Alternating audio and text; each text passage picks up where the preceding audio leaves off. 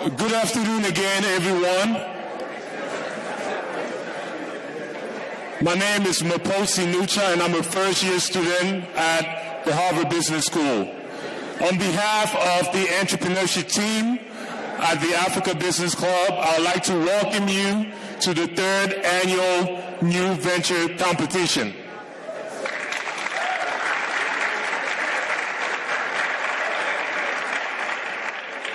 I hope you all are very excited, as I am, about the impressive lineup of startups that we have today and who are going to get up on this stage and pitch for the few prizes that we have.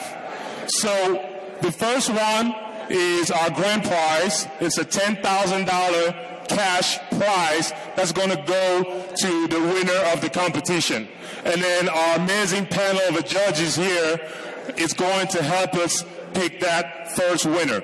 The second prize is still a cash prize of $5,000, who's going to go to the crowd's favorite, and you, the crowd, is going to help us select that winner through a mechanism that we're going to explain at the end of the competition. And this year, we have something new. We have our sponsors and also incubators, Awaythrough and Ampion, who are going to select 2 startups of their choices each and give them 2 spots in their fellowship program into the incubation. So, and then we're going to announce all the winners of the conference, of the competition, tomorrow at the keynote session in the afternoon. It's been 3 years that we've been doing this competition, and then we've seen a lot of growth over the years, especially this year, where we have a surge of 50% more applications than last year. So we are very thankful for all the people who apply, and we want to congratulate again the finalists who are here today.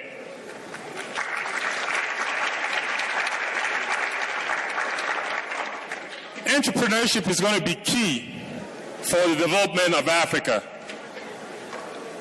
And then we are very proud of these people, and then the people who are making a difference on the continent today through entrepreneurship. We at the Africa Business Club, through this competition, we are supporting and we are also recognizing these people.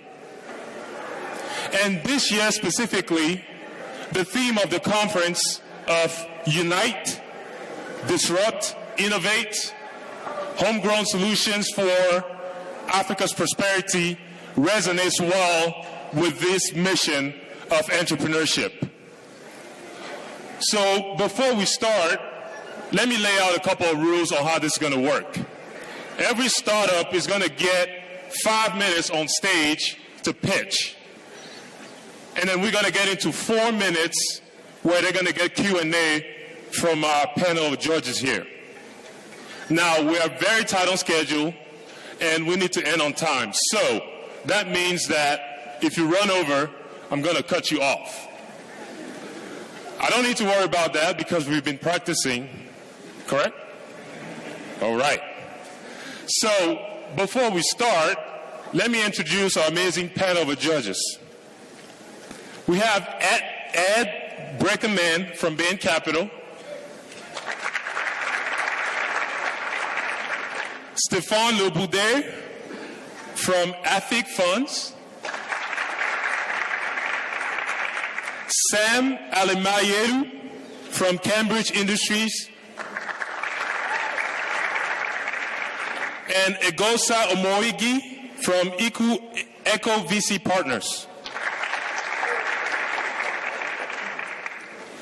With that, let's kick off the competition. First up is going to be Flippy Campus.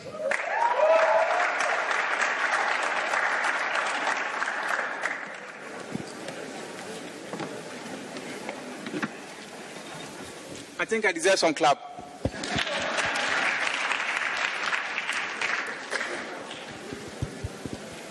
Hello.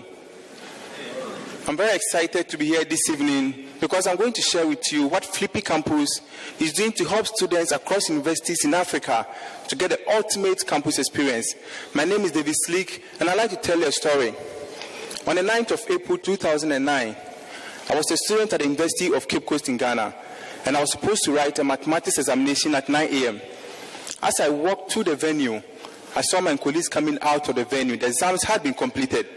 And this is because the time had been changed from 9 a.m. to 7 a.m.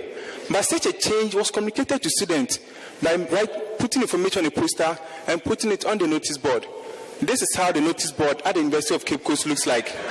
The challenge for me as a student is, how am I supposed to know that there's information on the notice board so that I visit it and read it?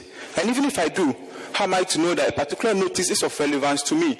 As a result of this, students are losing out on information that is relevant to their academic life. At Flippy Campus, what we do is simple. We help these students to get timely access to all of these notices. We do this by giving them an app that puts their entire campus experience into their pocket.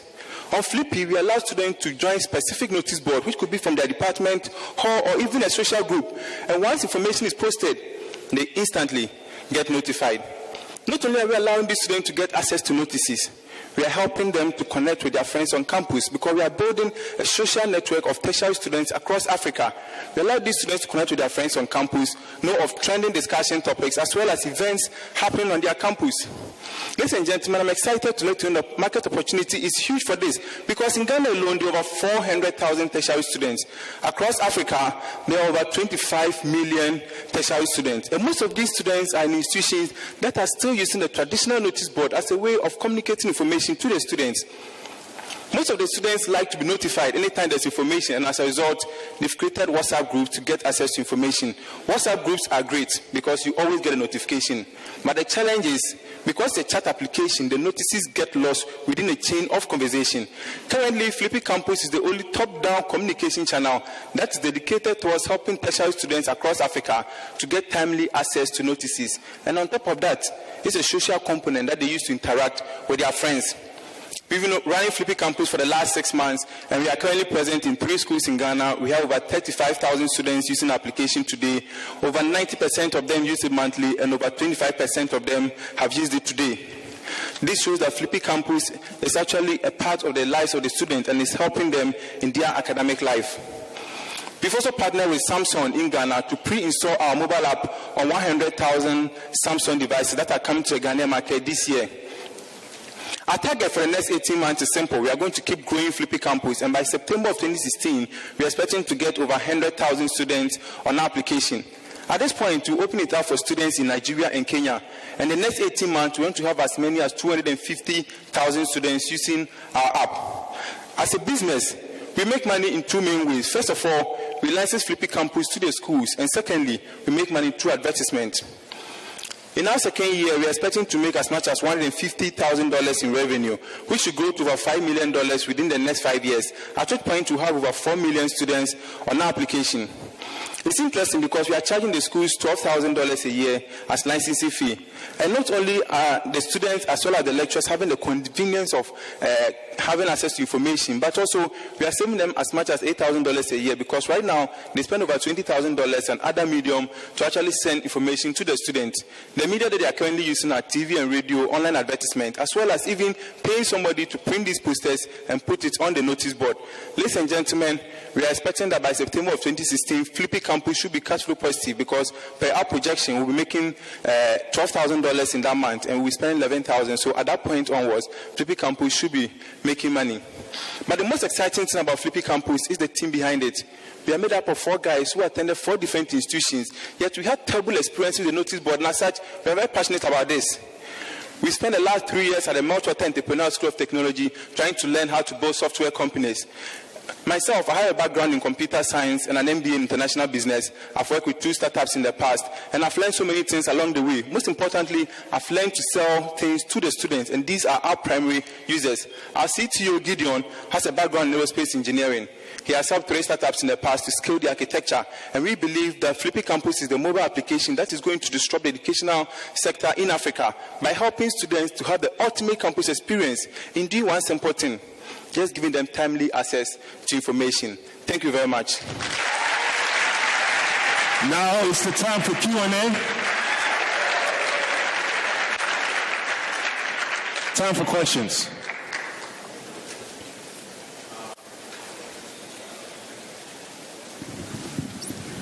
I'll shout. Okay. This will work. What's the simplest way for somebody to come and just take your spot? What is the simplest way for a competitor to come and just take whatever market share you've captured and replace you? The barrier to entry. You said what is the simplest way for somebody to do that? The simplest way for somebody else to come and take your spot. I think what we are building is a mobile app to help students to get access to information. But then the bigger picture is we are helping these students to connect among themselves. So another company can come in and take our spot, yes. But then what they will lose is that because we are building it in different schools and these students have friends and relationships in other universities, they are actually going to lose access to that network of friends, because we are building relationships. We are building a platform that students are connecting with their friends, even on different campuses and even in different countries. So our competitive advantage that we are trying to build is to go very fast, so that these students will have access to their friends that are even in Nigeria, in Kenya, and other universities. So even if a competitor comes out there, it will be relevant for just that campus, but then that student will lose out on connecting with his friends on different campuses.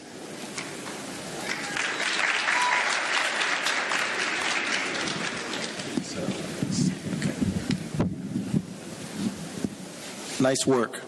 So I have two questions. The first one is your business model.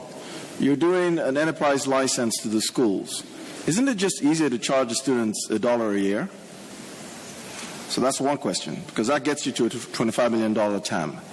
The second question is, you talked a lot about your team, and I heard aerospace degrees and some stuff in there.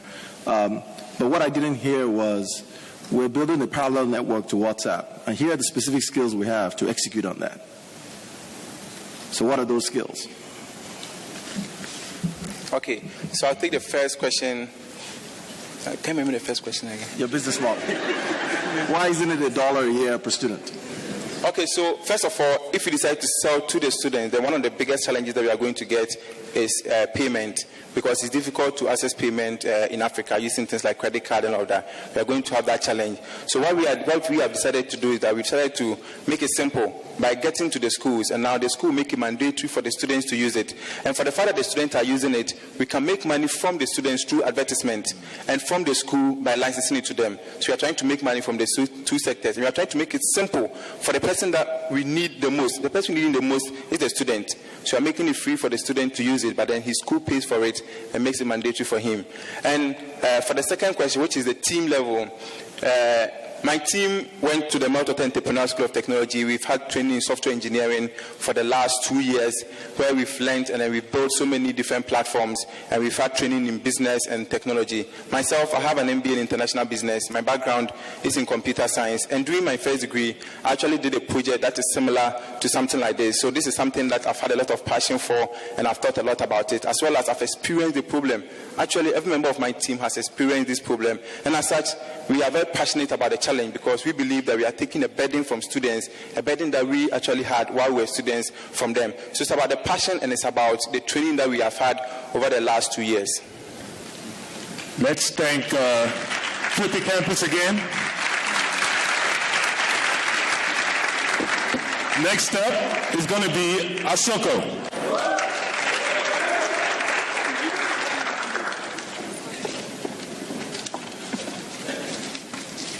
You can roll the video, please.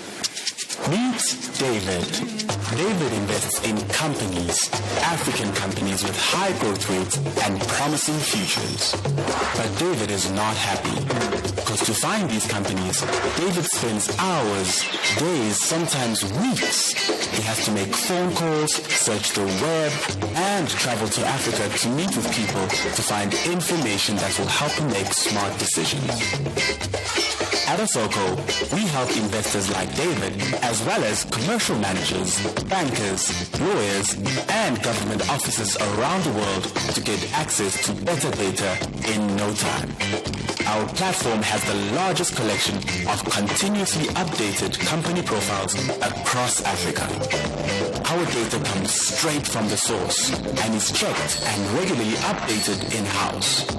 We also integrate news articles and data-driven reports that put the facts and figures into context.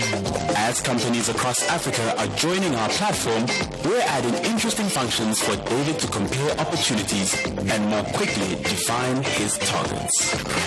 Register now for a free... All right, that should be enough. Okay, hi everyone. I'm Greg Cohen, co-founder of Asoko Insight. And as you may have gathered, we're building the largest repository of private company information across Africa. The goal really is to institutionalize online access to basic due diligence on the continent. In order to do so, we have teams of analysts that are situated throughout our target markets, aggregating data. This is currently in Nigeria, Kenya, and Ghana, and by 2017 we look to go into several other growth markets.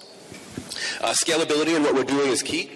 We work with local institutional partners like sector associations, chambers of commerce, corporate registries, in order to funnel us basic data, at which point we have our research analysts go around and get deeper information from all the key companies within the respective sectors that we're targeting. After we hit a critical mass of companies in the platform, we'll generate a pull factor to usher in new companies, similar to a LinkedIn type approach. This will allow our analysts to focus more on maintenance and quality assurance. Competition, there's really a lack of competition in the space when it comes to Pan-African corporate profiling, specifically on private companies. There's either basic information that's typically outdated or unreliable, or the advanced players such as Reuters or Bloomberg, which really cover only public companies and have really poor information when it comes to the private sector. Our revenue model is simple. It's either based off of one-off snapshots or a subscription. What's currently live on our site is the ability to purchase an individual company profile, and what we'll be going live with by 2017 is a subscription that will enable the user to access all of our data across the site, as well as analytics and reports.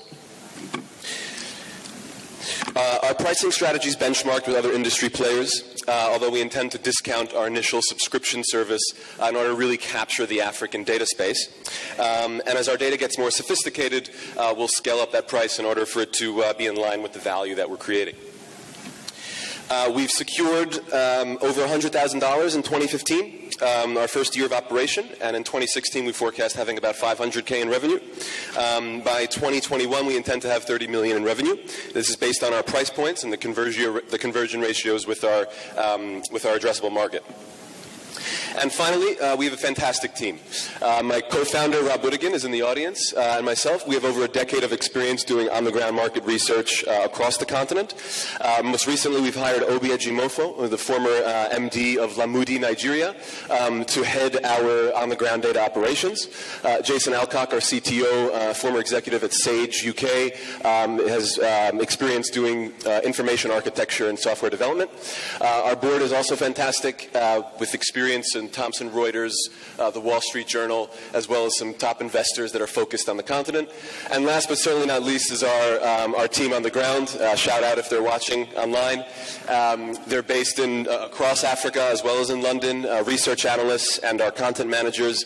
They're the heart and soul of what we're doing, collecting all this information, and we intend to use any capital from tonight to really hire more research analysts in our next target markets. Thank you very much.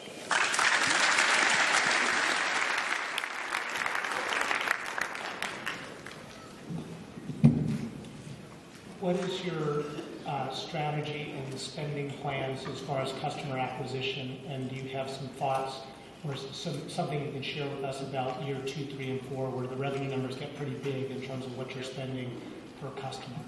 Sure. So to start, it's really the early adopters in our client market are in the business development community who are looking for more basic information. Our one-off snapshots really are suitable, and that's how we made our money in the early stages, really just looking for contact information, what does the competitive landscape look like, rather simple data. We've heard significant demand when it comes to the subscription tool from surveying a number of private equity, hedge funds, sovereign wealth funds, about the ability to use this for due diligence. I think the data that we've got from a few surveys has been that almost 8 to 10% of investment goes into due diligence. For private equity, that's in the millions. For VCs, about $15,000 to $25,000 are put into due diligence. And from the information that we crunched, we've been able to become pretty highly profitable by putting together a product that is unrivaled when it comes to having that depth of private company information. So we feel the price point is rather suitable to hit that market as we expand. Thank you very much for this. So are you focused on just collecting the information, or would you be doing analysis of that data for any kind of specific sectors? Absolutely. So that's going to be the most exciting part. I think the initial goal is to collect the raw data, figure out how to do that in the most scalable fashion, which we're using this umbrella approach through local associations and then going and building relationships with the companies. After we have that critical mass of data, the idea is to leverage it to create really interesting analytics. If we're able to capture key information on the private sector in Nigeria when it comes to the oil and gas space, we'll be able to know with a greater degree of accuracy than the IMF, for example, on how many barrels are being produced from from indigenous local oil and gas players. Similar for toothbrush manufacturers. We will be able to tap into our data and see what the employment levels are like in East Africa versus West Africa, and so on and so forth. If you're selling data, the reliability of information is the most important thing. What sort of assurance do you provide your customers in terms of accuracy of data? And then I just have a general question. Why would a company want to be this transparent in some countries where transparency is punished? Absolutely. So to answer the latter part of your question first, corporate transparency, I think, is at the core of the impact side of what we want to do. Right now, if you look at other regions of the world, there are both private and public tools that are available for anybody to use to get access to company information very easily. In Africa, it's in most of the target markets that we're looking at, it's very difficult to do that. Being part of that initiative to help create a culture of corporate transparency in order to market these companies to the global investment community, the business development community, is something that we believe will help increase trade and investment to these companies. So when we meet with them, the pitch really is that we will give you for free a platform to market yourself, the ability to put out some of your press releases, to illustrate who in your company is willing to speak with potential investors. And we've gotten great feedback. And furthermore, we provide incentives, the ability for them to use our platform for free to learn about their own sector, which has been something that we've heard a lot about. When it comes to the veracity of the information, this is something that is very difficult. We have a process whereby we will be in constant touch with these companies. Our analysts have portfolios of sectors whereby they have to maintain relationships with each of these companies, be in touch, ask them, quiz them, and the goal is really, once we have, again, a large amount of information, we can use predictive analytics to understand how certain companies should be structured. You know, if you're a manufacturing facility and your size... Thank you. Oh, sorry. Thank you very much. Congratulations again, Asoko. Next up, we have Kovava. Let's give him a round of applause.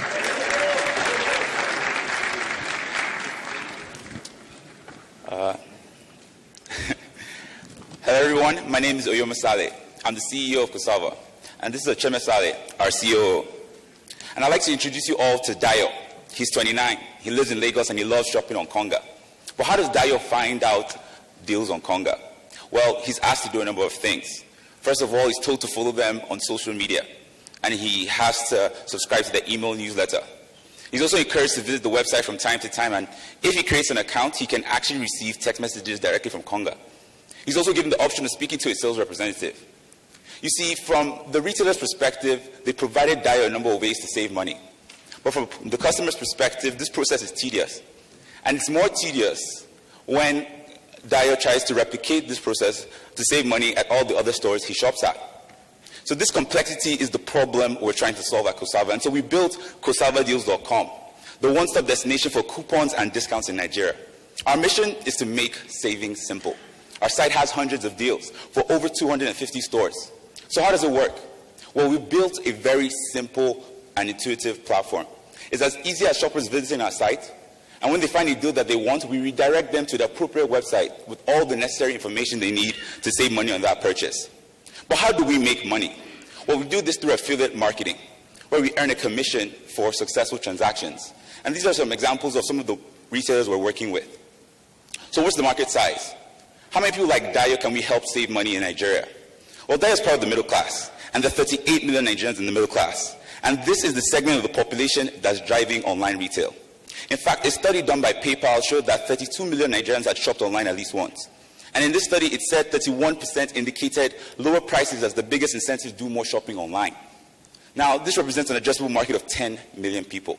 And by our conservative calculations, we estimate there's about $430 million of untapped revenue within the coupon industry in Nigeria. More excitingly, we've been able to test our product. We were able to participate in the end-of-year sale event back in 2015.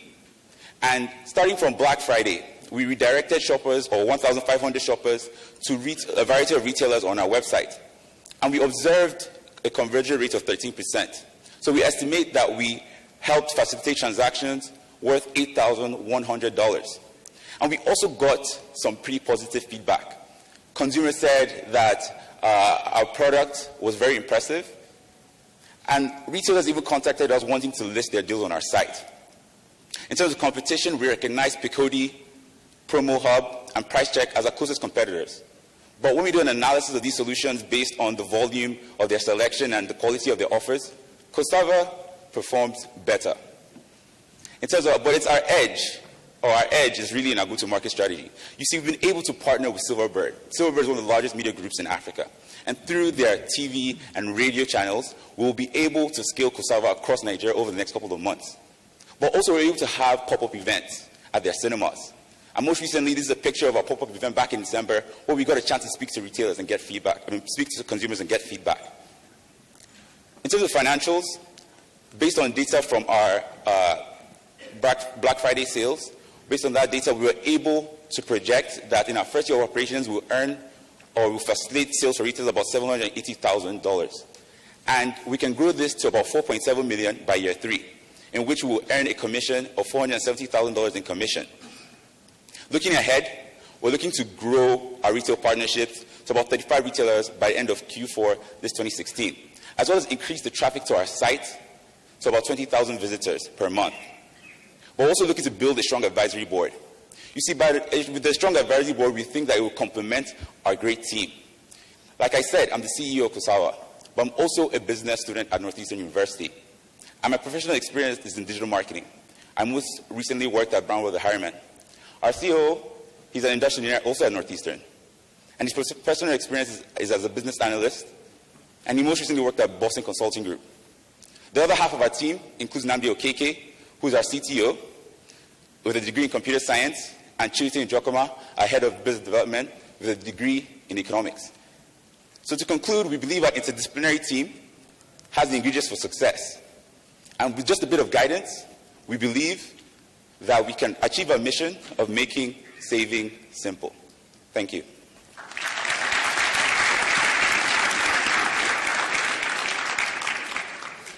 So thanks a lot. I appreciate that.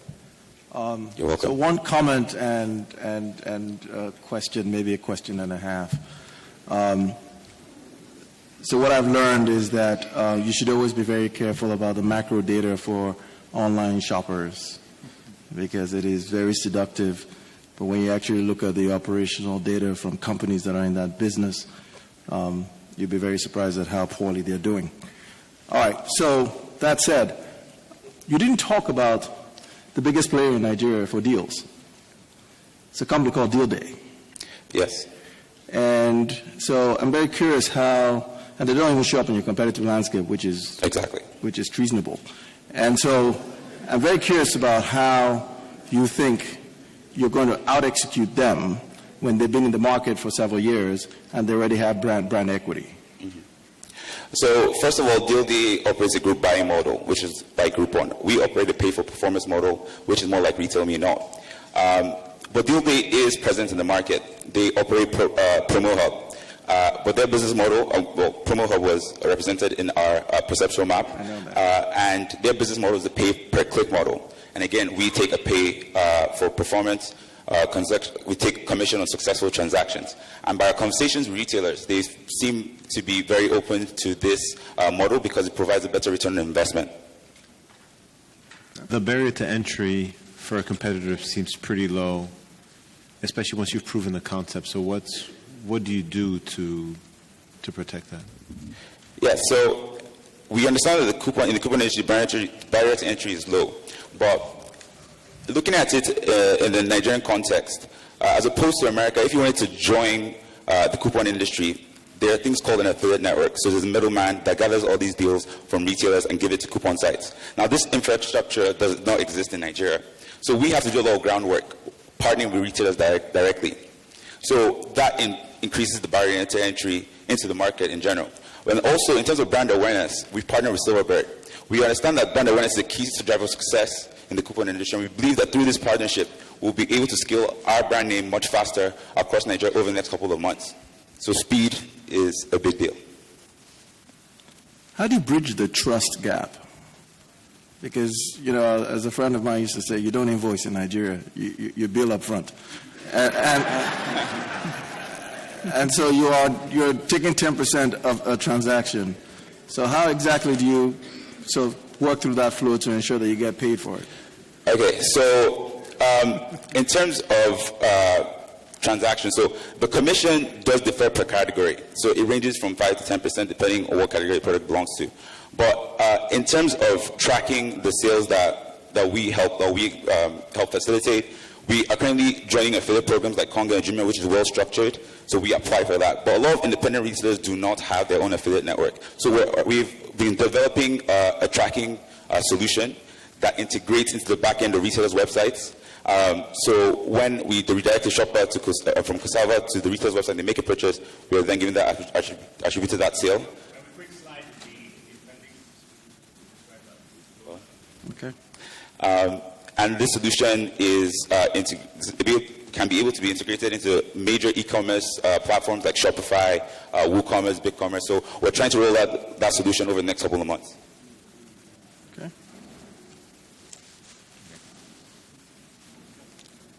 I think we run out of time here. So let's give a round of applause to Kovava. All right, next up is going to be Cross Frontier International.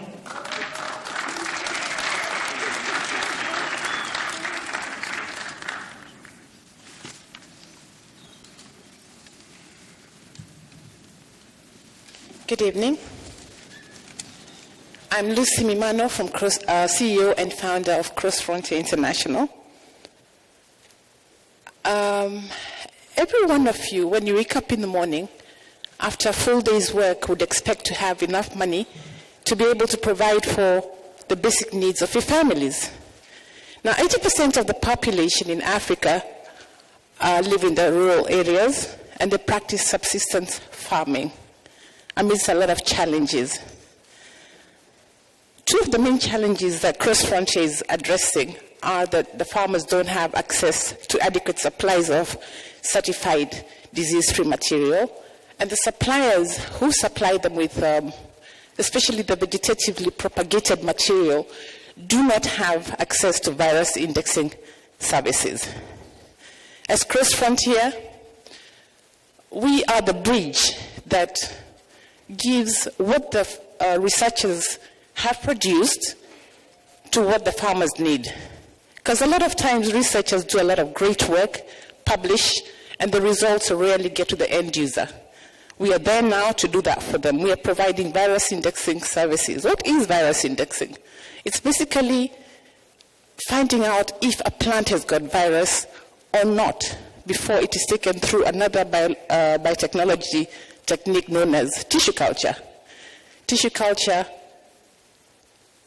actually increases the yield of plants by cleaning it of bacteria, fungi, nematodes, and other pathogens. However, it does not look into the aspect of diseases of viral origin. That's where we come in. The attributes of tissue culture are as can be seen.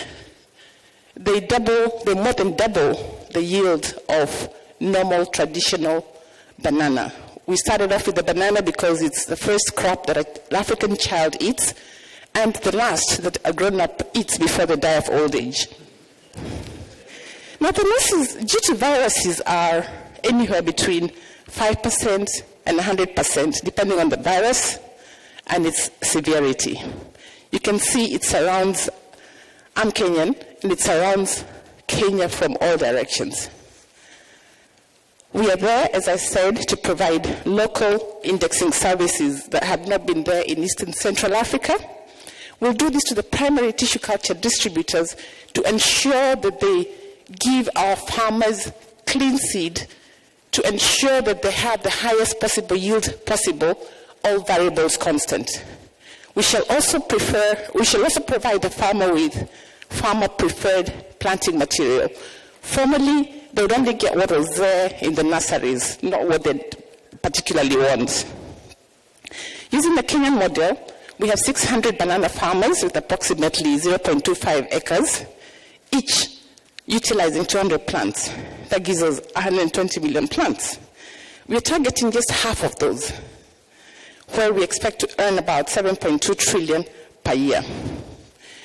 That's the product. We shall also give the service to the primary tissue culture providers, who are about 10 of them. And again, our income shall be 180 million per year. The risks that we're anticipating is adoption of both. That's the primary tissue culture distributors and the farmers. There's always the fear of the unknown. Viruses are tricky things because they are rarely seen until the effected harvest. When it's too late, the farmers spend time and a lot of resources. Methodologies of detection are sophisticated and expensive.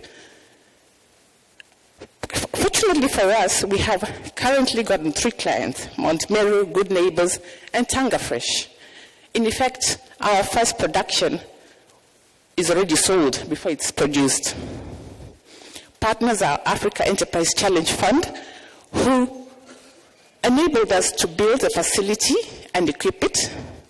We have Cairo, Ministry of Agriculture, KEFIS, institutions of higher learning, and the small-scale farmers, of course. In effect, we're disrupting the whole system. Cross Frontier will be there at the initial stage to check that the material is clean, at the secondary and at the farmer level. We intend to make sure that the farmer has clean seed and there'll be no more business as usual. Traditionally, bananas are propagated using traditional suckers, which usually perpetuate disease. Time is up. Thank you. Thank you.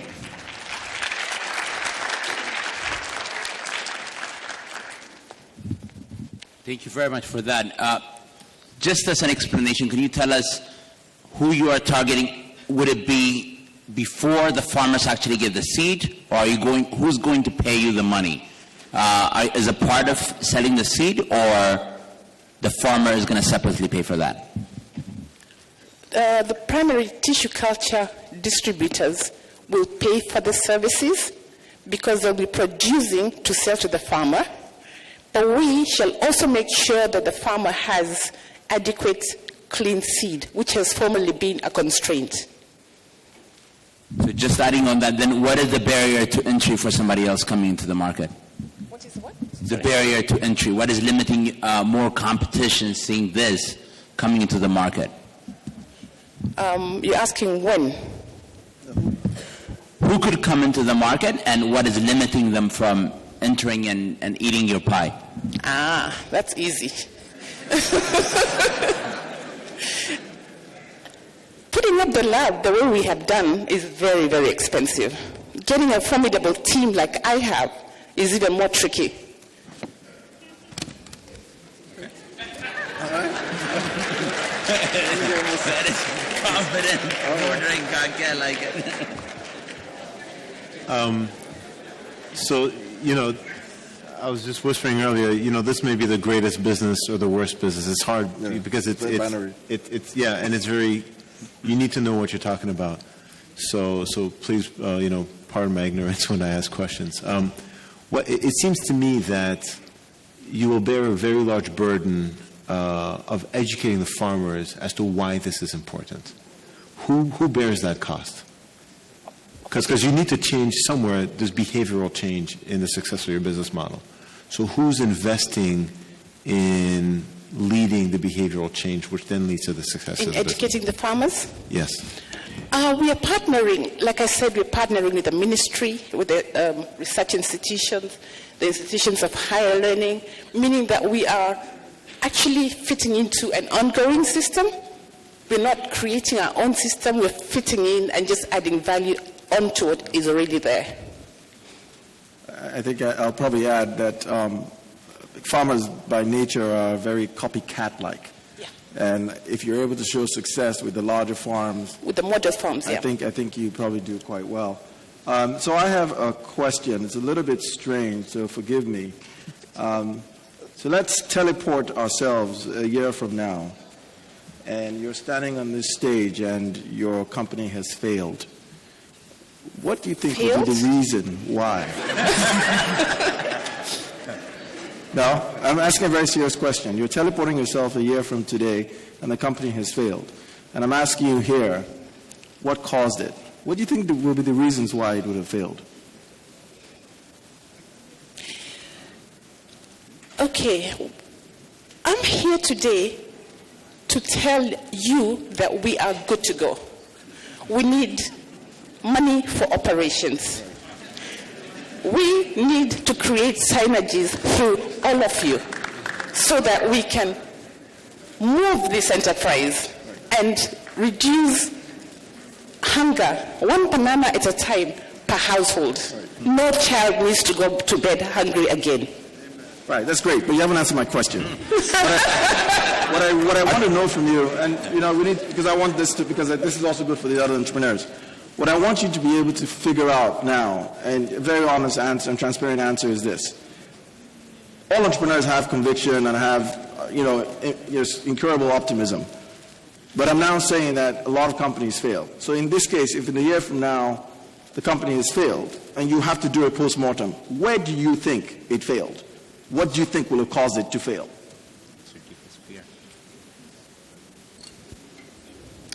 Inability to pivot. Should I hit any rocks, I should be able to stop, reassess them, and readdress. And where would the rocks come from? Really, at this point, it could be anything from policy. Okay. Now you're talking. Okay. Okay. Yeah, to adoption by the farmers, to supporters like you, to name it. I think we're going to have to end here. Let's congratulate Cross Frontier again. So next up is going to be Respot.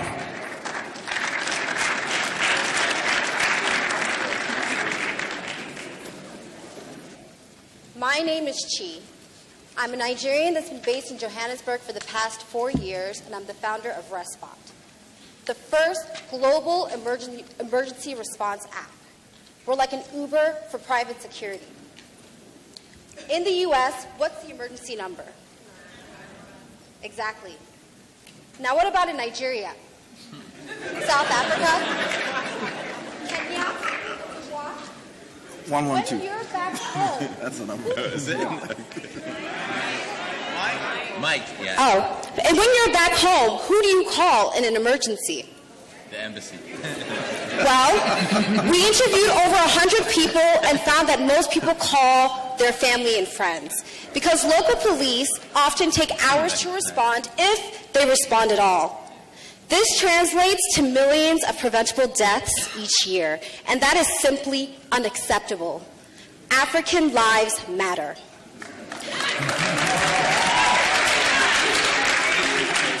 And so those that can afford it pay for private security providers who are often more effective.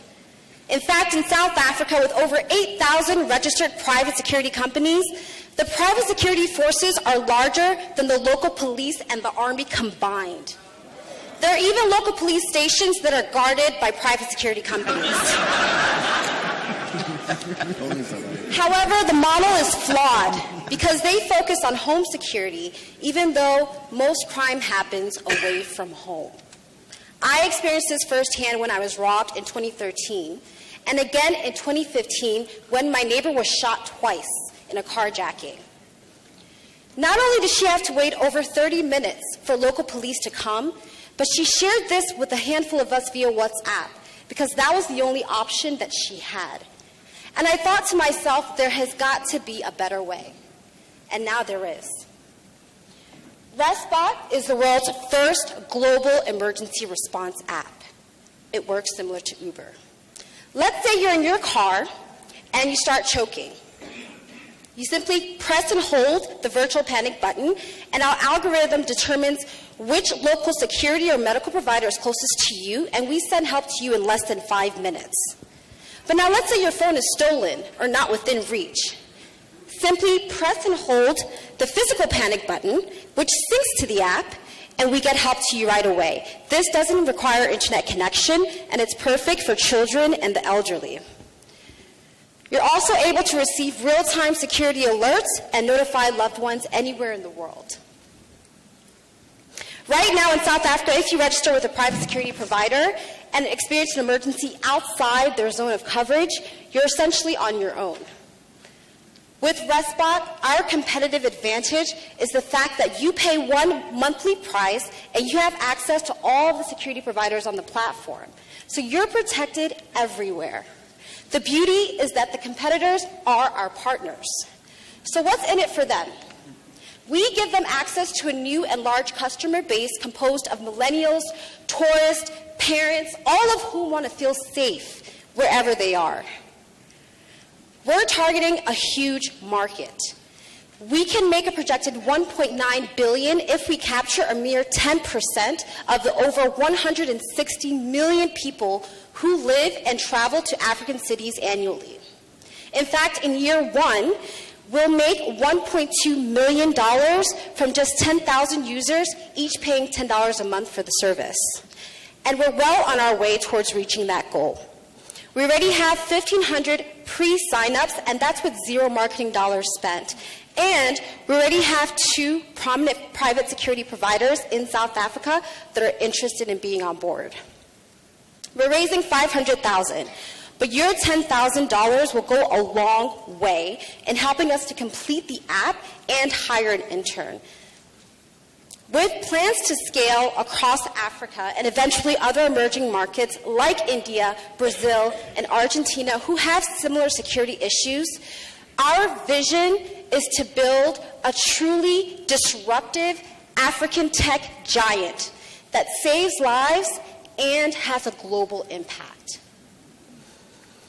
Our team, composed of ex-Googlers, experienced entrepreneurs, and developers, and even an owner of a private security company in South Africa, is well equipped to make that happen. Thank you. If you'd like to support us, please donate. Thank you. This is very good. Thank you so much. So when you're saying you could deliver service within 5 minutes, yeah. Is that a guarantee? And if that is the case, in this type of situation, this is a life and death, there's going to be a significant amount of reputational risk if you cannot deliver that. And how wide of an area would you be able to deliver that? And because you would depend on the companies you work with to make that happen. Yeah. And what is your plan for that? Thank you. That's a very good question. To answer the first part of your question, whether or not we can guarantee 5 minutes or less, we won't know for sure until we test it out, but our calculations show that if we have a critical mass of security providers and strategically put them in specific areas geographically in the city, we should be able to hit that. Also, the second point you mentioned that we're dependent on private security partners, and how do we plan to create those partnerships? Essentially, right now, a lot of the private security companies are actually struggling to increase their customer base because they're all going after the same people. They're all going after homeowners. They're all going after the same neighborhoods. In fact, in one neighborhood, you'll have like 5 different private security partners just trying to like get a little bit, like try to have their own little turf, their sphere of customers. Meanwhile, there are people like me. I'm the customer. This is part of the reason why I'm creating this. I've needed something like this, and people that I know everyone I know has needs something like this that's not a homeowner. Meanwhile, there are people like us that are essentially unprotected, right? Because we're not homeowners. Right now, private security is considered as an exclusive thing, kind of, in South Africa, and I feel like your safety shouldn't be exclusive. And so they said we have an incentive, they have an incentive to partner with us to be able to, to be able to essentially kind of have access to a new and much larger customer base. Yeah. So hopefully that answers your question. So this service actually exists already, but for businesses and for sort of higher end clients. I know because I was offered the service. So it seems to me that the barrier for, right now they're targeting sort of people sort of with a high pain point or willingness to pay, but once they see the entrant on the market, it would take very little actually for them to sort of just make it mass market. Because actually in Nigeria, which is where the service was offered, they've signed up to security companies. They have the same proposition for, sort of people coming to pick you up wherever. They'll even sort of come meet you at the airport, escort you to wherever you're going or whatever. So, Yeah. No, so you're talking about in Nigeria private security escorts. That's completely different. No. Like This is in addition to, they do this, but they've also added a layer to the service, which is when you're entering the country, you contact them and they'll actually sort of, on arrival, because you're not from there, they'll actually pick you up and get you where you're going. But you can also press a button and they'll show up wherever you are. Yeah. Well, I guess if it exists, most people haven't heard of it. I've never heard of it. And so it's still probably very exclusive. We're trying to hit the middle of the pyramid and bottom of the pyramid over time. I have plans. If you'd like to talk more, there are appendix slides. I'd love to kind of go through with you our 4-year strategy and where we see this going. We want our vision is to make everyone feel safe and be safe and start making data-driven decisions in Africa. We're fearful, but it's all anecdotal. We need to start getting the data, collecting it, aggregating it, so that if we're going to be fearful, it may as well be data-driven. So that's the goal, to hit everyone. Thank you. Hold on. I had a quick question. Hi, Chi, hi, I had a quick question. Oh, I'm sorry. No problem. So you're making this a mass market play. So I'm really curious, in your customer acquisition, you don't make it a rider to insurance policies. So why aren't you partnering with the insurance companies?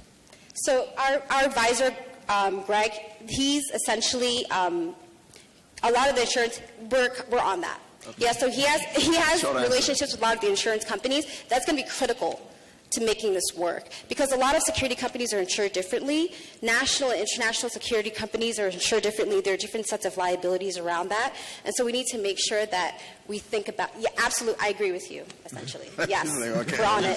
Thank you very much.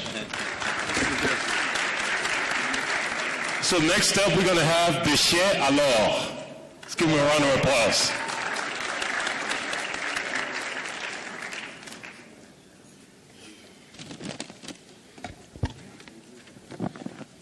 Good afternoon, ladies and gentlemen. My name is Cuthbert Ayodeji Nikute. I am Nigerian and Grenadian.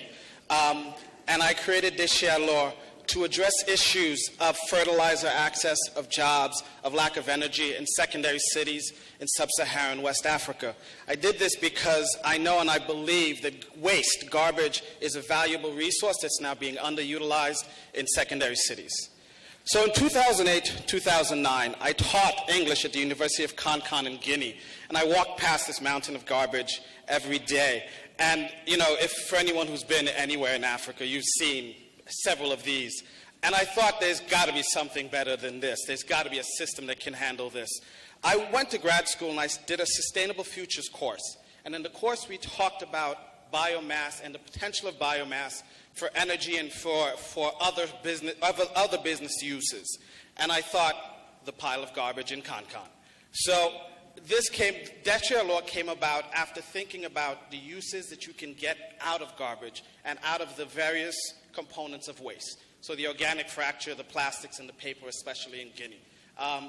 The waste collection frequency is for low-income countries of Africa. You have to keep in mind secondary cities almost never have waste collection, so that percentage is much lower, in secondary cities.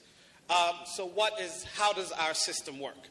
First, we engage with households. Households have had history of people not doing what they say they're going to do, not collecting their waste. So we have to tell them and show them and engage with them to demonstrate that we're going to come and collect their waste.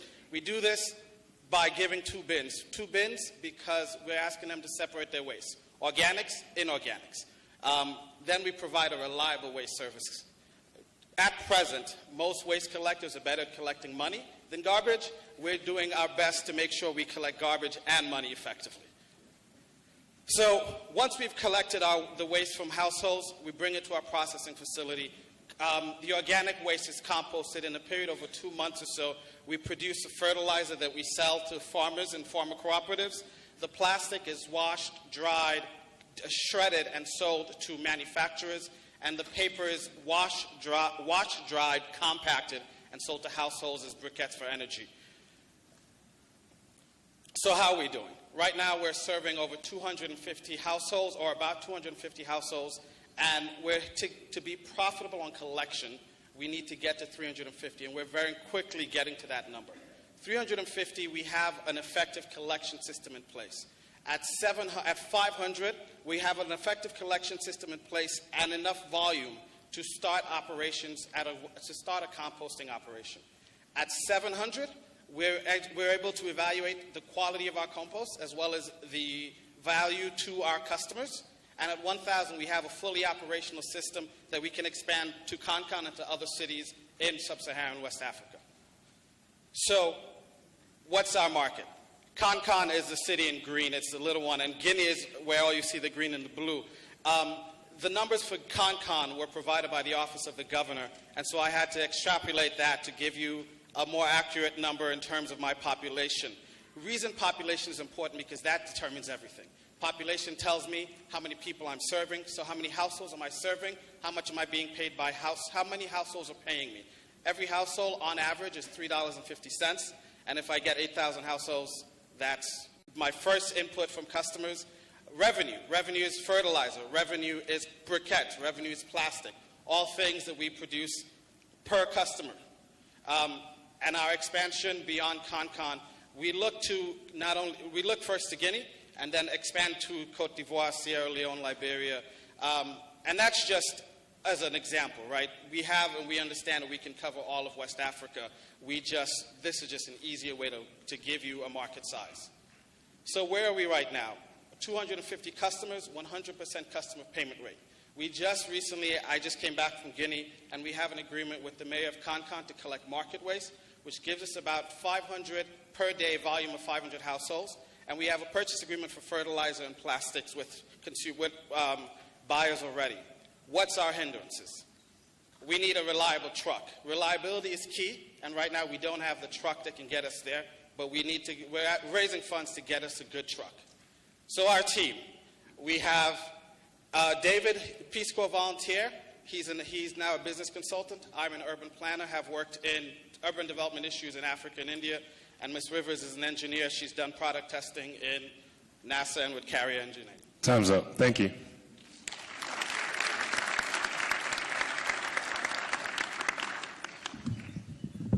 Good, thank you. Garbage is definitely something that needs to be solved in Africa. So first question is, I'll have a series of questions for you. This is usually a business that municipalities usually do. So when you're going in and asking people to pay for garbage collection, do you have a mandate to collect money, or are you convincing them that I will take your garbage and this is why you should pay me? So secondary cities in West Africa, actually most cities in Africa, are, like you said, municipalities responsible for waste collection. But because they generally do not have the capacity, they grant the concession to whomever can do it. We collect directly from households, and we also collect directly from whomever else is paying market individuals as well. Very good. Just quickly, and what is the separation process that you do, and how much land and how close are you to the densely populated areas within the secondary cities? So I'm trying to keep us within 6 to 8 kilometers from the city center. Its use of gas and transportation.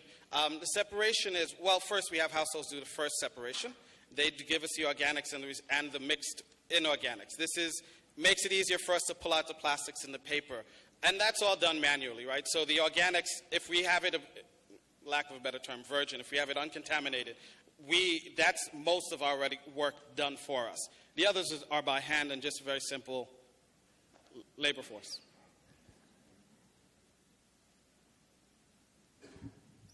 Where it wasn't clear to me, sort of, okay, you want to expand. It wasn't clear to me where you want to go with the business. Actually, is it a social venture? Is it a for-profit venture? What scale are you trying to reach, and what horizon? Social and for-profit. The issue of scale, we're targeting cities. So my goal is first to secure CONCON, and I believe we can do that in a year if we raise enough funds. My fund goal is about 250, and I think that can be.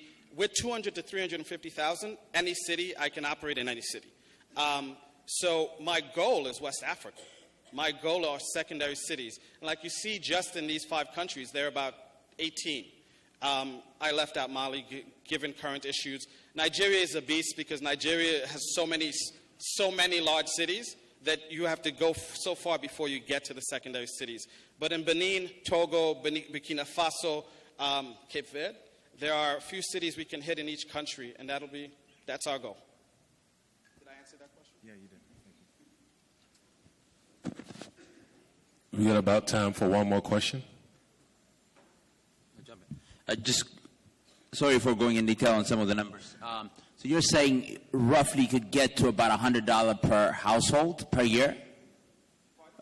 You could get to roughly to about $100 per household per year? $100,000 for 1,000 households? So, yes. So, can you explain that? I mean, what does that number entail? How much are the households paying you? Because that's quite a high number in the waste management business. So, households are paying average $3.50, right? So, households pay anywhere between $3 and $8 a month. And then we pay, so if I have 8,000 households times $3.50 is my average, it works out to be something to about 300,000 every year for that group. So the unit price is $3.50 per household, and then that's over a month, so if I get to 500 households. So right now we're at 250 or so, and we're pulling in just from households about $900. And at 350, we'll be pulling in about $1,300 to $1,400. And the reason I'm giving you estimates is because the Guinea franc fluctuates so much that I'm just kind of trying to round it off. Sorry, one very short question. So the households pay you, but you also sell compost and the recycled materials. So just as a share revenues, the households are what percent?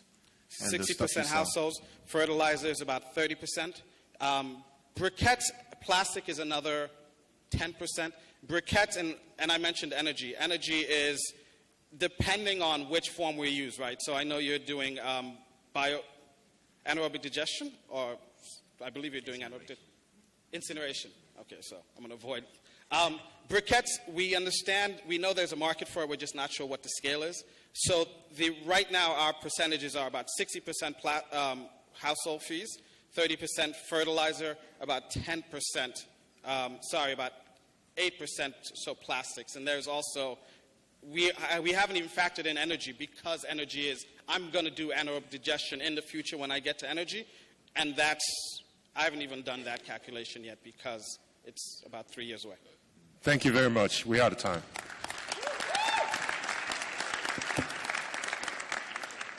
So next up we have DoLearn.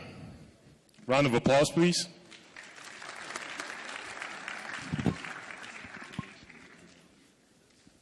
My name is Sam, this is Tunde, and we are DoLearn. When I was at the University of Lagos studying mechanical engineering, I wanted to come to MIT for graduate school. I knew that to even have a chance, I needed to be as good as an MIT student by the time I graduated. So for 4 years, I studied using the MIT OpenCourseware, and by the time I graduated, I was the best in the school, and subsequently was accepted to MIT for graduate school. This is an example of the power of online education, and we want to put this in the hands of every African. Online education platforms such as Khan Academy, Coursera, and edX assume that the user has access to high-speed internet and comes online through a laptop or a desktop. This is not the case for 99% of Africans, who find that too slow and too expensive, and instead come online through their mobile phones. So what if online education were designed for the devices and the connections that students in Africa already have? Our technology enables students to download full online courses in less than a megabyte and access them completely offline on any mobile device. Now, we do that through our proprietary vectorized video algorithms, which package the same kind of videos that you'd find on online education platforms, but in file sizes that are up to 10,000 times smaller. Using this kind of technology, you can download 10 hours of HD video for less than the cost of sending a single SMS message. This doesn't just create value, this changes the game. By making online education about as data light as messaging services like WhatsApp, we can make online education accessible for the first time to the average mobile user in Africa. So we have built this platform, and we've done all the science behind it. Now we want to build a business. We went to Ghana to do primary market research, where we identified the WASI test prep market as where we should start. The WASI is a parallel to the SATs in 5 West African countries, and students take it seriously because it determines progression to university or to a well-paying job. Right now, this market is almost completely analog, and people pay between $200 and $800 in preparation for the exams. We think this is ripe for disruption. So we're building an online education platform for emerging markets, starting with the WASI exam in Ghana. Now, we're providing a free library of content from Khan Academy and other sources, as well as quizzes and exams for the WASI. Now, what students would pay for is the functionality of a mobile tutor in your pocket, and that would provide the guidance, the feedback, and the analytics to help students get from where they are right now to where they want to be. Now, for these premium services, we would charge students the same way that real tutors charge their students. That is, on a per-subject subscription basis. That allows us to position ourselves as a low-cost digital alternative to the already existing analog test prep market. You know, with 3 million students taking the WASI every year, even if we just decided to focus on the WASI, we could easily get to several million in revenue in just a few years. But we are not a test prep company. We want to be the definitive online education platform in emerging markets, starting with Ghana, where in the near future we will have offerings for university students and professionals, so that our addressable market is about 5 million people. We built this platform in the way that deploying content in other languages is way easier than what other online education platforms can do. So we can reach a lot of people in Africa. And we have global ambitions. We think that what we have isn't just for Africa. Anyone can use this. So why are we doing this? So for all this technology, I taught myself to program as a Peace Corps volunteer in rural Mexico. Learning online courses myself, I ran into the same problems that Tunde faced. Between us, we've co-founded 3 social ventures in education in the past, and now we're graduate students at MIT. We've gotten where we are today thanks to online education, and we're building DoLearn as a tool for people like ourselves and for the students that we've worked with. And our goal is to bring high-quality education to 50 million students by 2020. Thank you.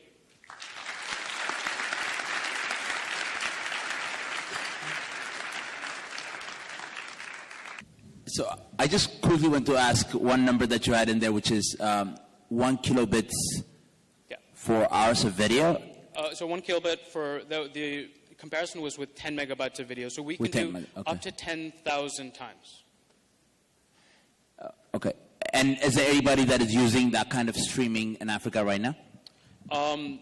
Yes. So currently most Africans are between, if they have mobile internet, and the majority do, it's between 2G and 3G.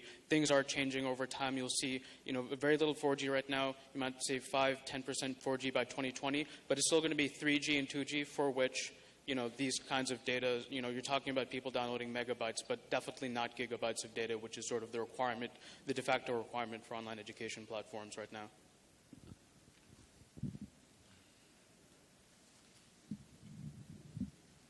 So thanks a lot. You guys have done a good job so far. So I'm really curious. So what we find when we see the online education companies coming through our firm is that a lot of them still really haven't figured out sort of the learning philosophy of students in sub-Saharan Africa. It's a little bit different than elsewhere in the world. So what we're finding some of the more successful companies beginning to do is sort of repackaging the content in a way that fits or aligns with that philosophy. So how much of that are you guys going to do versus just taking the content and compressing it and then pushing it out? So we spent all of January in Ghana to understand students. We interviewed 30 students and spoke to 300 more. So we think that we've built an alpha version of this app, and we're testing that with 200 students right now. So we are trying to answer questions like what you have. But our content isn't just coming from the US. Right now we are partnering with an organization called CENDLOS, the Center for Distance Learning in Ghana. They are producing content using Ghanaian teachers to produce videos for secondary school students. Now that we're producing those content in our platform, they understand your students, they know what students need. So those partnerships, we believe, those are the kind of partnerships that we are looking for to have a platform that works for students that we're serving. I think the short answer, the best way to describe it would be local content for local audiences. And so we'd be, our platforms are also designed to be able to create content and deploy and translate content much more quickly than other platforms can. So we can afford to do that and really get local teachers and local partners to develop the content for our platform. How do you get people to pay for this? One more time. How do you get people to pay for this? I mean, I understand that $5 a week may not be expensive, but it's $5 a week for how long usually? Is it sort of perpetual or? Students prepare for the WASI for anywhere between 3 months to a year. So it depends on how long you want to use the service. What we have is a personal tutor. So if you use the app and say that you have only 3 months to the next WASI, the app tells you what you need to study to get to where you need to be. Perhaps every week giving you questions to solve, so like tells where you are. So the estimates that we give is assuming that people use the service for 4 months. Well, so just to clarify, $5 is the weekly rate for current analog tutors, not our service. Our service we would charge 50 cents, so about 10% of that, and we're comparing those two. I see. The next best alternative to what we're providing. So just curious about the specific geographical market you picked, which is Ghana. So for instance, in Nigeria, I think they're about to sit right now for the JAMB exam, which is similar to this. And there are approximately 500,000 places in university, and there are 1.5 million students that are taking that exam in the next couple of weeks. So there's 1 million displaced students that show up every year that can't get in. And so, of course, a product like this or a service like yours, must be absolutely crucial to those students. Yep. So, and that's a lot. So I'm curious why you didn't go after that market, where you already have unmet demand, versus Ghana, where you're really sort of trying to solve for an undiscovered, maybe partially undiscovered need. So we just don't want. So if we start with JAMB in Nigeria, it's difficult for us to translate that same content to Ghana. If we start with the WASI in Ghana, we can deploy that same content, modified a little bit, to Nigeria, Liberia, Sierra Leone, and the Gambia. So it's easier for us to scale quickly with the WASI, but we plan to be in Nigeria next year, and that is, we will be serving the JAMB market as well. Okay. I think we're out of time. Let's thank them again. So next up, we have LightBox.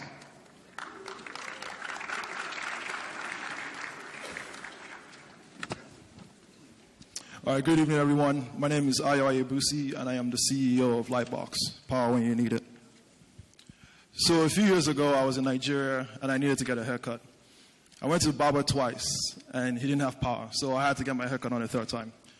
So it dawned on me that this is the problem of small businesses and the customers that they face in Nigeria. So I asked the question, how can I hack this problem for them so they can be more efficient and more reliable for their customers? This is how the idea of LightBox was born. So the first thing I did was to interview a bunch of small businesses, get a sense of what their power needs were. Then I did a lot of research, and I was able to build a working prototype. And as opposed to me just describing it to you, here it is.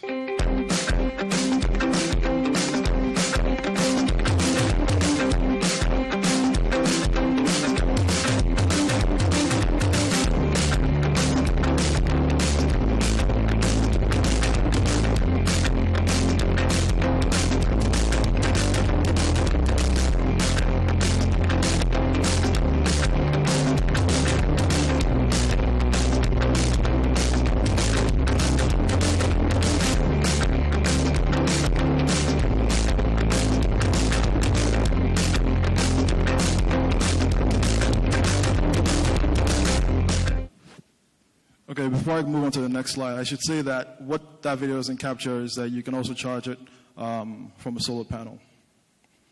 All right, so now, imagine a small business with a light box. Now they can have predictable power, which means power when you need it, when you have a customer there. You can, while realizing up to 70% in energy savings from cutting fuel costs, running a generator, up to 50% in revenue growth because now you can do more and you can be open longer, all in a quiet and clean environment. So it turns out that the government is taking notice too. According to a Small Business Development Agency of Nigeria, a report they released said that there are over 16 million power-constrained small enterprises in the country. So think of barbershops, tailors, business centers, retail shops, and small businesses, small offices, sorry. Now, these small businesses can now buy a light box for $250, and it will cost us $125 to make it. So our go-to-market strategy is really key on creating awareness through pilots, working with the small business organizations that are local in Nigeria, and working on and developing targeted promotions in the local media. Small businesses will be able to buy our LightBox through multiple channels, and we're currently working to create partnerships with nonprofit organizations, the public sector, and microfinance banks. Our biggest competitor, as you would all probably guess if you've ever been to Nigeria, are generators, right? But generators have high operating costs, and they're noisy and they're dirty. With a light box, a small business can save up to $600 a year just from cutting fuel costs. So we project to sell about 500 units in our first year and grow that to over 16,000 units by the fifth year, giving us a gross revenue of over $6.5 million in that time period. So our team is made up of individuals with experience in energy storage, finance, and business operations consulting. My background is in electrical engineering, and I've worked with the U.S. government for the last 10 years on energy storage systems for critical need. All our CFO has degrees in finance and has worked for the companies like JP Morgan and Goldman Sachs in different financial capacities. Tolu, our COO, has a background in accounting and has worked for DoLearn as a senior consultant on multiple engagements. So last summer, we took that prototype out to Nigeria and tested it with multiple small businesses, and we got great feedback. And as a matter of fact, we got orders for the prototype. So next month, we're going to be fulfilling those orders. We got 5 orders we're going to be fulfilling next month, and we're on track to launching our product in May. So now, who wants a light box? Thank you.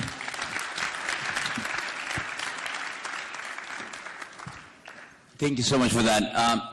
So the LightBox is a battery. Can you tell us what kind of battery technology it has? Okay, it's a sealed lead-acid battery, absorbed glass mat. So you can get close to 700 or 800 cycles of use. And with the battery, you can actually you can use it for close to 3 to 5 years before you'd have to replace it. And can you tell us what the cost is per kilowatt hour? Or So- per kilowatt, the cost. So the battery we're using is a 1 kilowatt hour battery, right? So like the video says, it charges in 3 hours. So it depends on what you're using to charge. So if you're using grid, I think the current rates in Nigeria now are, I think it's 40 naira per kilowatt hour. Or I mean the physical cost of the LightBox. The physical cost of the LightBox? Yes. So the LightBox costs $125 to make. Okay. How much are you selling it for? We are selling for $250. Okay.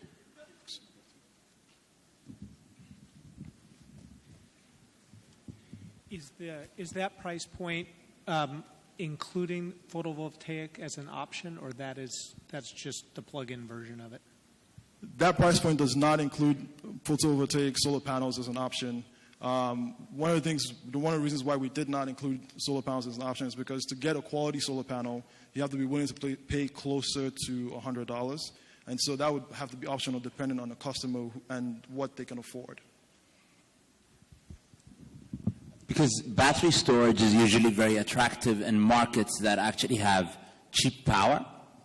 So in places like Nigeria, in the first place, the power is also a bit expensive. How do you see that comparing? And are you thinking about going into markets where power is already cheap so that they can take advantage of battery storage, so that they don't have to go to a generator? Well, so we're considering going into markets with cheaper power. But even in the markets where power is expensive, right, with battery storage, the key really is you don't have power 24/7. And the worst part is you don't have power. You don't know when you're going to have power. So I can have power in the morning and I might not have power in the evening. So the key really is to be able to say in a few hours, on average, I have power a day, depending on where you are. You can store that power and use it later. So when it comes to trying to compare the cost, you've basically grown your capacity for the service you can provide, and that cost becomes much minimal. Seems like financing is going to be a key issue for customer decision making. Can you give us some sense of what you're finding in the partnership deals you're trying to structure to have accessible financing for the customers? What sort of interest rate? Can you get it 0? And if not, what are we talking about for those customers? So where we are now is last summer. When we took the prototype out and tested it, we got a lot of people who were willing to actually pay close to $400, right? But then the feedback we got was the more we can reduce the cost, the better, right? So we have a good number of people who are willing to buy it at $250. But however, we do recognize that there are going to be a good number of companies who may not be able to afford that, and so we're currently trying to reach out to microfinance institutions to see if we can tap into their network and see if they would be willing to finance the box for clients in their network. So that's where we are now. We're not looking at financing the products for customers. Thank you. So a quick question. Yes, sir. This is interesting, actually, because we might actually have a company that could order 200,000 of these. So you went out, and we've made a few hardware investments already, some of which are not disclosed, and we've learned a lot when these things go out into the market. And so you've gone out and you're anticipating a product launch in the next couple of months. But you still don't know how well these boxes do on the ground in Nigeria, right? Yeah, that's correct. Okay. We don't have any on the ground running. We don't have experience running them for a couple of years, correct? Okay.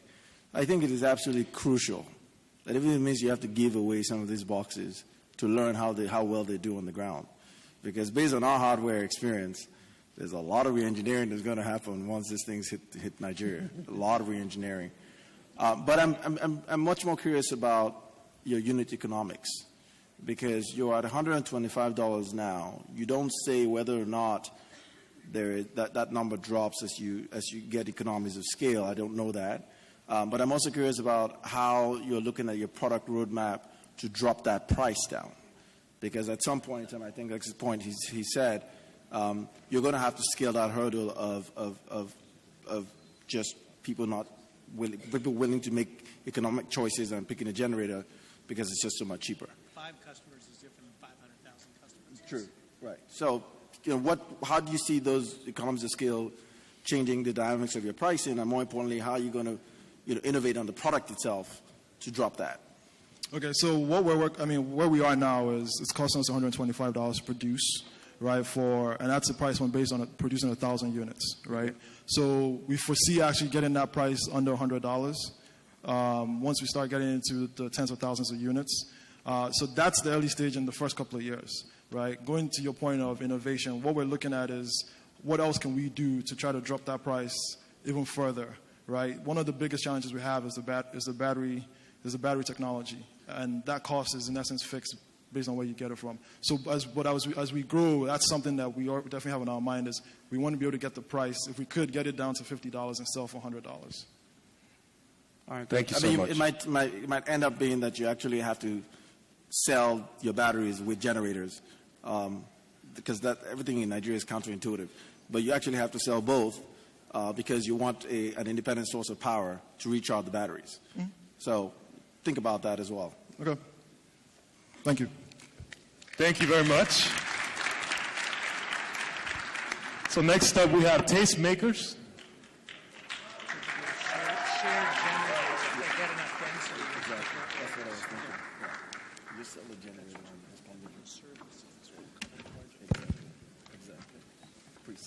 Hi, everyone. My name is Sheree Robinson. I am the founder and CEO of Tastemakers Africa, a mobile app and content platform revolutionizing what the world thinks about travel to the continent. If you pulled out your phone right now and Googled travel in Africa, everything will pretty much look like The Lion King. Or it'll tell you about Ebola or some other scary thing that never ever makes you want to travel there. That's a problem for my friend Brian. What he knows about Africa is learning how to shoki or a zonto or learning about rooftop parties in Maboneng. Brian is looking for a personalized, on-demand experiences that skips the mediocre that most travel companies provide. There are 10 million Brians in the world traveling to Africa each year. And when they go, they're spending $1,000 per week on leisure activities. This is clubs, nightlife, tours. This doesn't even include accommodation and flights. Building upon that, intra-African travel is becoming a huge thing. By the year 2020, 100 million millennial Africans will be traveling through their continent, and they want a lens that represents them. This is the Tastemakers app, a place where you can log in and search curated, epic experiences from influencers all across the continent. You want to do a pop-up dinner with a local chef? You can do it in a few taps. You want to plan your entire trip like an insider? You can do it inside of the app.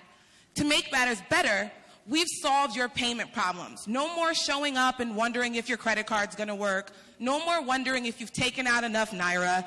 Everything is done so you can focus on having an epic time whenever you travel. We've had an amazing first year. Last year, we closed $200,000 in revenue in experience booking and spent no money on marketing.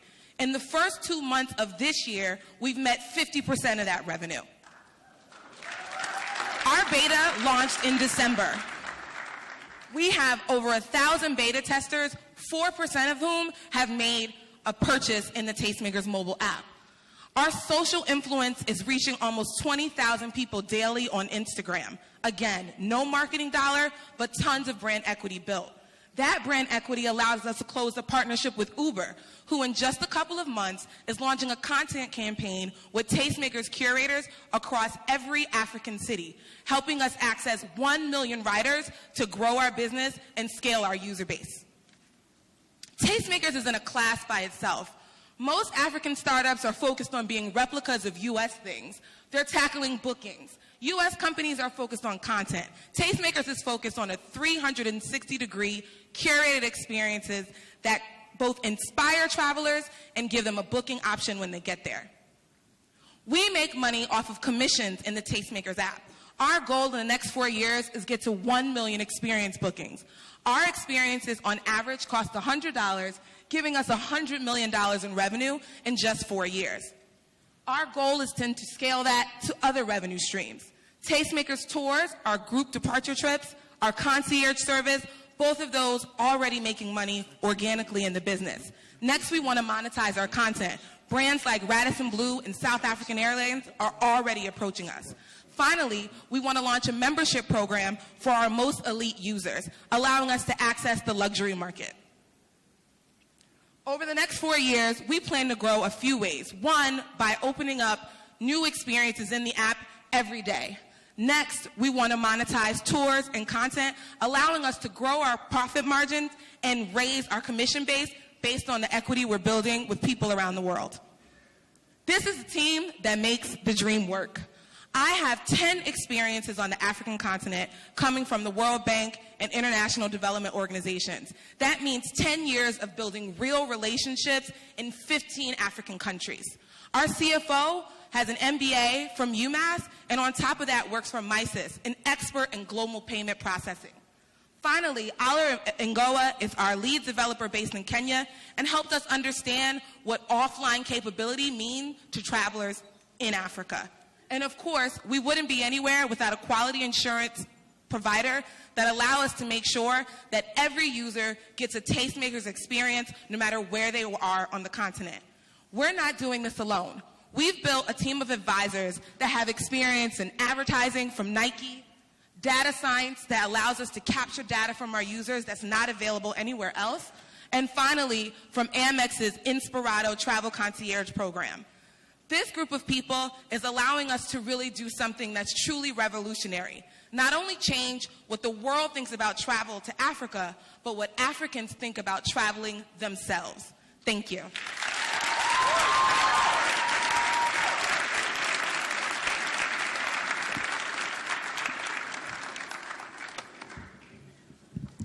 Thank you so much for this. So the quality of this service entirely depends on the quality of the content you have.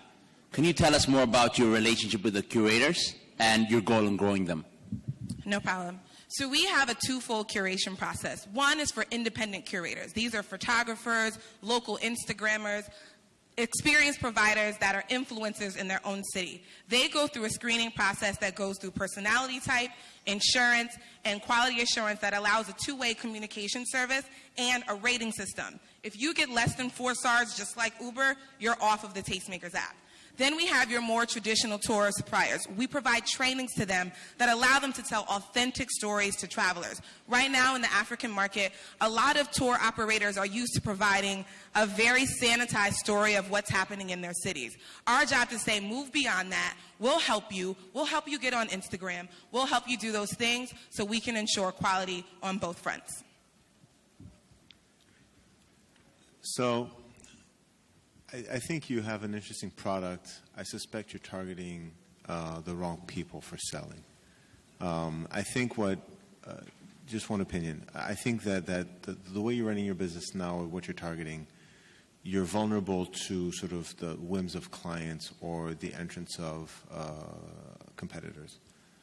I think if you think of your business as a service platform for small businesses, where what you're offering them is client relationship management, software services, accounting services, stuff like that, you can create a stickiness that becomes a lot more difficult for other people to enter. So there's examples of businesses in the U.S. that do it well.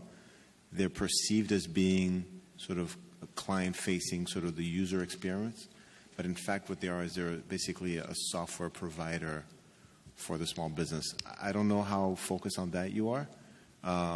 But I think that's how you create stickiness, because otherwise I suspect you're pretty vulnerable, actually. You're actually touching on something that our team is working diligently on. One of the advisors that I somehow mistook is Alastair Curtis. Alastair is Uber's international launcher across Africa. And one of the reasons we brought Alastair on board is because what Uber did for drivers and customers was provide a back-end service platform. And so we're looking to understand what can we do, offering merchant services, offering insurances and protections to do similar things in the Tastemakers app. Talk to the people at Wedding Wire in D.C. Wedding Wire, you should talk to them. Thank you. Can you put back up the data slide that has the traction to date?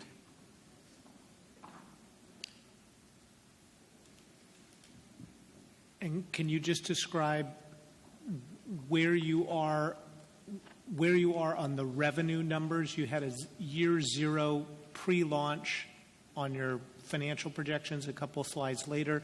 Where does that mark on these?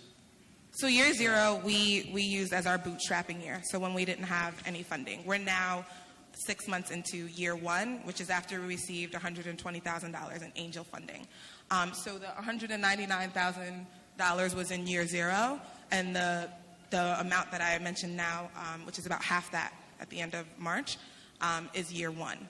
So that's where we are in our trajectory. The beta for the app actually just launched in December. So these users and those purchases have happened in the past 2 months.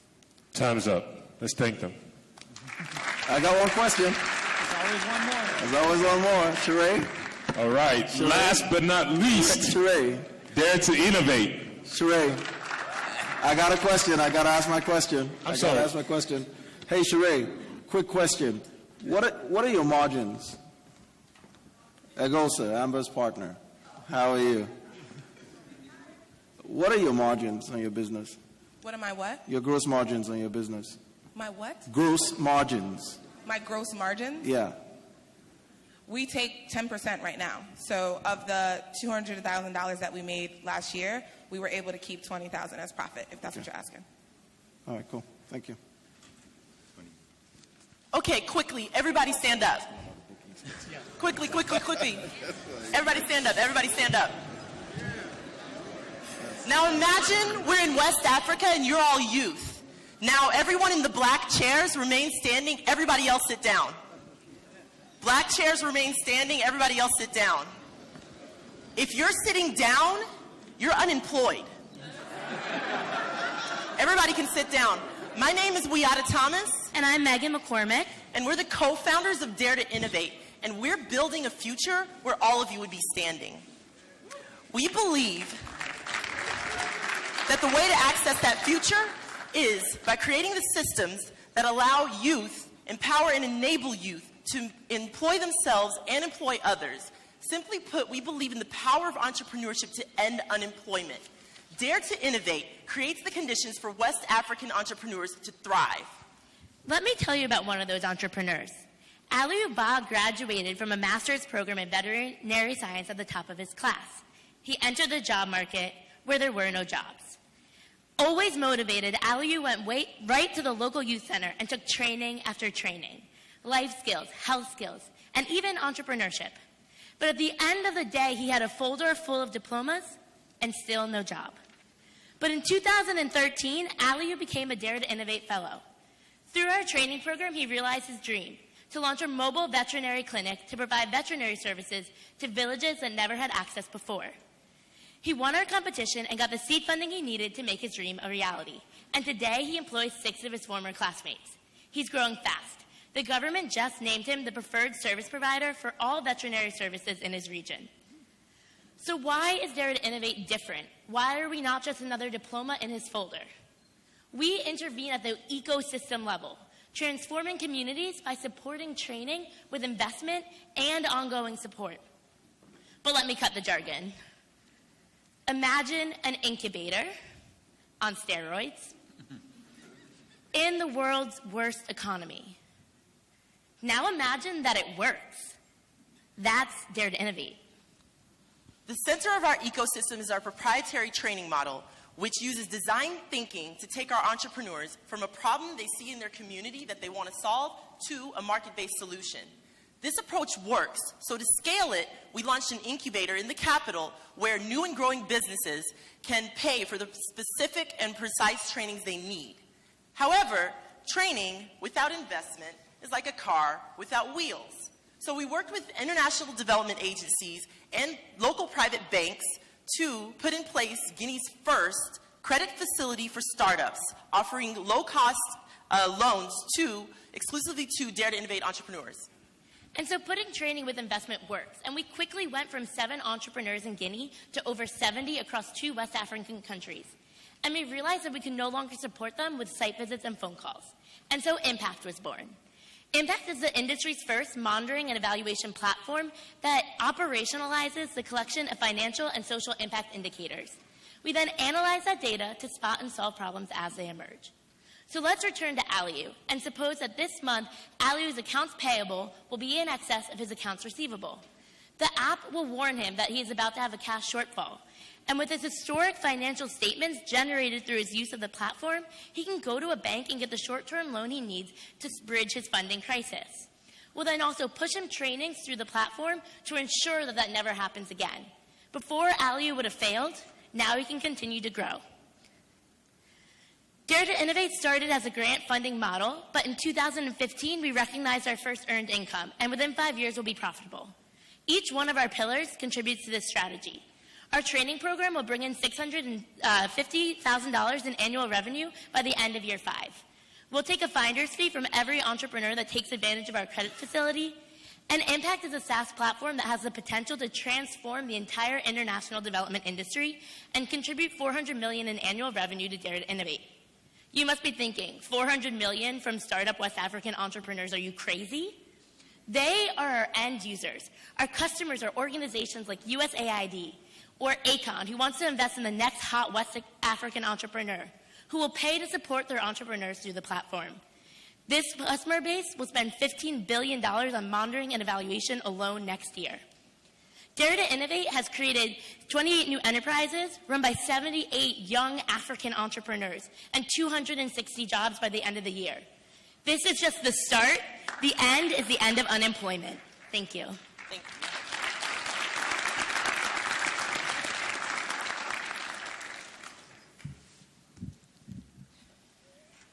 Nice work. I finally understood what you were doing like halfway through your presentation. Oh, good. So by the way, it's kind of interesting. We don't get to grade the quality of the presentation styles. We should have, because this is really good. You did a fantastic job. I've just figured out that you solve a problem that you probably don't realize. And I'll take us back to Nigeria. So we've spent a fair amount of time talking to banks. And, of course, everywhere around the world, banks don't actually give loans to people that need them. They give loans to people that don't. And, but they get on stage and they talk about all the things that they want to do. And one of the things that they want to do is to offer loans to SMEs. But one of the problems in the system, the Nigerian system as well, one of the problems in the system is that the banks have no way to measure risk. Right? And so we're actually talking to one of our LPs, and we were like, well, one way to do that is to organize these classes and just watch just how many of these people fall off. And if someone's been coming to that class every Saturday for 6 months, there's a really strong signal that you can take a risk on that person.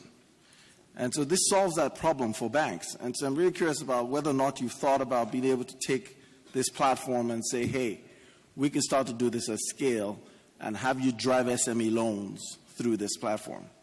That's exactly what we're thinking. So we use that same model. We started teaching entrepreneurship, a basic course, and that was the first step to getting into the Dare to Innovate program was finishing that course, which took 13 weeks.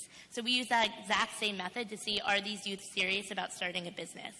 For us, that's exactly where we want to go. Right now, if you're a big company trying to start a power plant in Africa, you can get funds from the government or development banks. Or if you're a female cooperative in a remote village and you're just looking for a couple of $100s, you can do that too. But there's a huge missing middle in funding, and that's what we're going to solve. Today, you can't support those entrepreneurs because it's really high touch, and high touch equals expensive. But with our Impact app, that lowers the cost of supporting an entrepreneur and makes it possible for all of them to get loans. And because we have a historic financial statement and close contact with them, they can get loans at even lower rates. So that's exactly where we're going with it. No problem. What are you looking funding for, and how much funding do you actually need to achieve what you want to achieve? So we're an incredibly scrappy organization. We were founded out of the Peace Corps, so our first about 18 months of developing Dare to Innovate, our salaries were paid by the U.S. government, and our loans, grants that we were getting were only about $7,000. In order to build out Impact, the application, we're looking for a seed funding round of a couple $100,000 and are trying to get talks with angels investors to do that. In order to be operational, expand our operations in Guinea, we're looking for anywhere between $100,000 and $500,000. The more money we get, the more quickly we'll scale, but we know how to do a lot with nothing.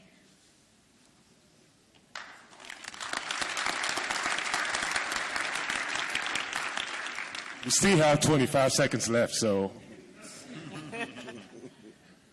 No questions? All right. Nice work. Thank you. You know, Central Bank of Nigeria put $1 billion on the table for the banks. One of the largest banks said they put about 200 billion naira. So let's put our hands together once again for the startups.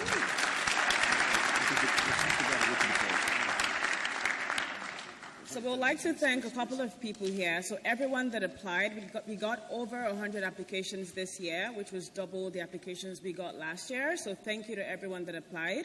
Thank you to the startups once again for coming from far and wide to come and show us your businesses and pitch your ideas. Also, thanks to the judges for coming and volunteering to be judges for this session. In particular, I want to thank Awethu and Ampion. So we partnered with them this year to provide more benefits and prizes to the startups. So Awethu will be providing two spots into the incubation program, and Ampion will be providing 2 spots into the fellowship program. So can we thank them for that?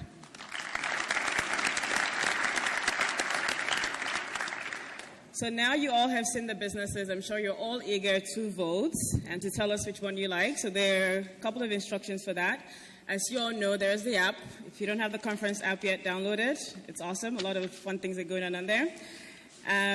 So the instructions for voting, if you go on the app and you go to the survey tab, you can see the New Venture Competition survey. You click on it. There's a list of all the startups that you've seen today. And you click on the one you'd like to vote for. As mentioned earlier, the winning startup by the judges would get $10,000, and the People's Choice startup would get $5,000. So your vote counts. So definitely let us know who you would like to win the People's Choice Award. We've got the announcement of yesterday's New Venture Competition winners. And so, yes, we're super excited for that. And so Meposi, who's on the entrepreneurship team, is coming on stage to tell us who our winners are and who the People's Choice Award goes to. So before Meposi gets on stage, can we just give a round of applause to the entrepreneurship team? So they've coordinated the entire New Venture Competition and the Startup Showcase, gone through a lot of applications, talked to all the startups, and set the whole thing up. So really thankful for them. Thank you, Arari. Thank you so much, Arari. I hope you all enjoyed the New Venture Competition yesterday. So joining me on stage here, my name is Meposi, and I have Akram and Adam. And then we're all part of the entrepreneurship. So we're going to give out, thank you. We're going to give out a couple of prizes here. So just give me 1 minute. So first of all, we have some certificates for all the finalists. They did a great job yesterday. I think we all enjoyed the presentations. I think we also really liked the questioning from the judges. And I think they did a great job. So what we're going to do, I'm going to call up your venture name, and I want you to come up here and then get your certificate and stay on stage, okay? So first we have LightBox.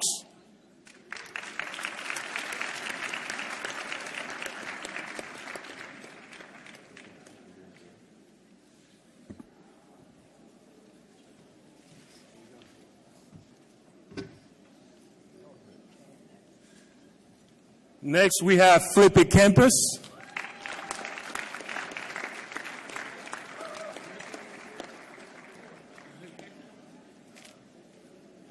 Next, we have Red Spot.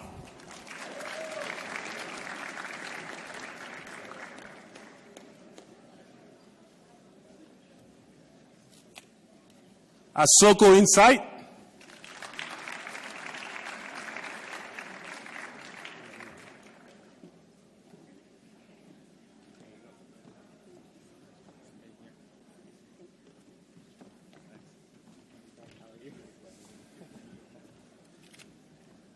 DoLearn.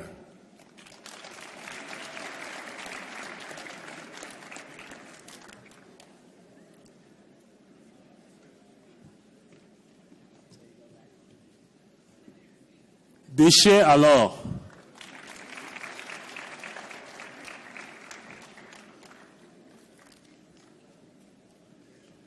Tastemakers Africa.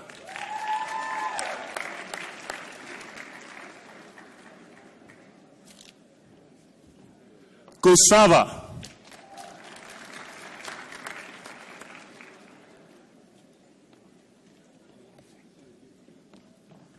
Cross Frontier International.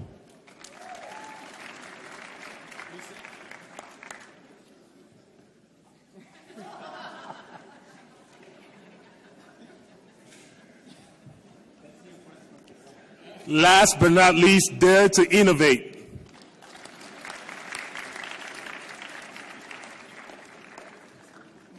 So, this is the moment we've all been waiting for.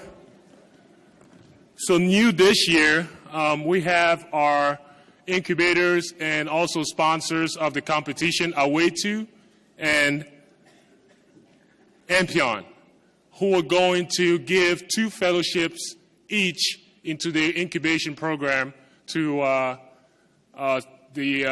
some ventures of their choice. So they were sitting in the audience yesterday, and then they watched, and then they selected 2 ventures each to be admitted into their incubation program. So first up, we have, for our way to, we have Flippy Campus. So give them a round of applause. And then we have Dare to Innovate.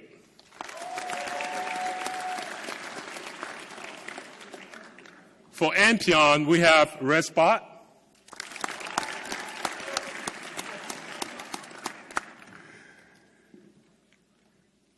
And Deshare Law. So, down to the 2 last cash prizes. So, the next prize is our $5,000 cash prize going to the crowd's favorite. The people who were in the audience yesterday helped us select this venture through voting through our application. And the winner is, drum roll please, DoLearn.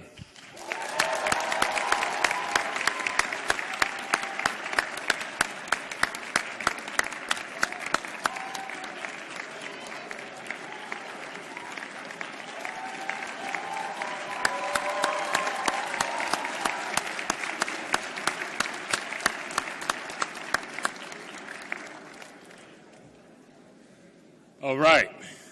So the next prize and the last prize of the night is going to be our $10,000 cash prize going to the grand winner of the competition.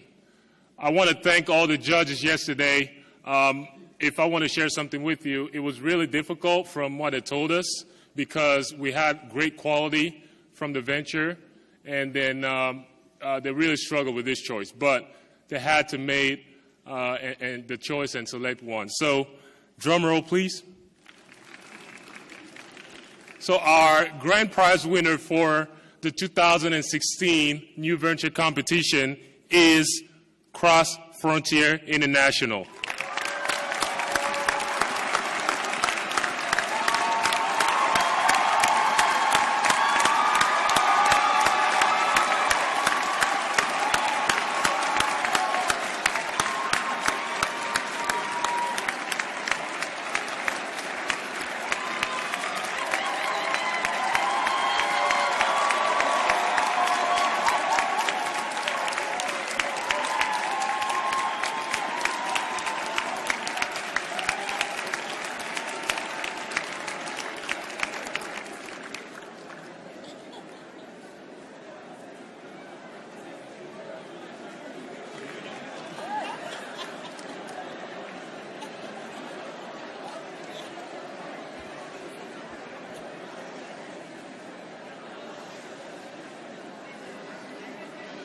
Can I see?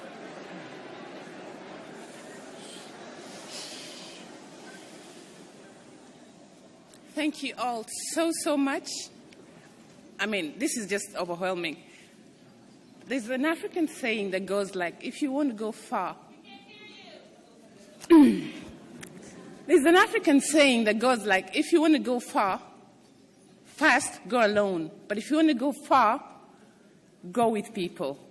I only ask that we can all work together and create food security in Africa.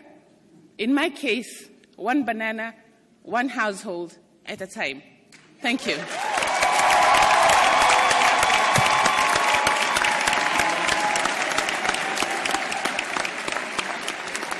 Please help me and give a great round of applause to all of the ventures.